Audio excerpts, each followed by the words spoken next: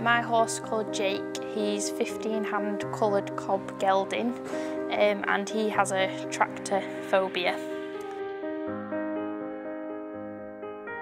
When he sees tractors, he generally spins and runs the other way, which is quite scary because I can't stop him. It makes me really nervous as well because I haven't got the strength to stop him, and he is generally scared of them. He's in a field next to a main road, and he still goes absolutely mental, gallops across the field in a blind panic when a tractor or a large vehicle comes past.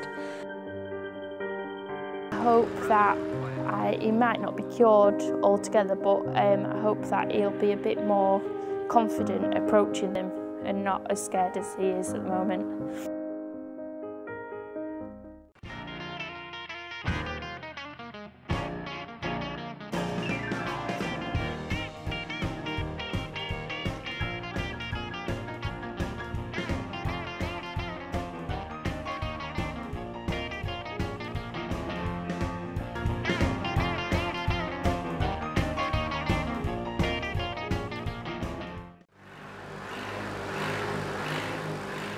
Didn't think that he would follow it on a lead rein, never mind off the lead rein.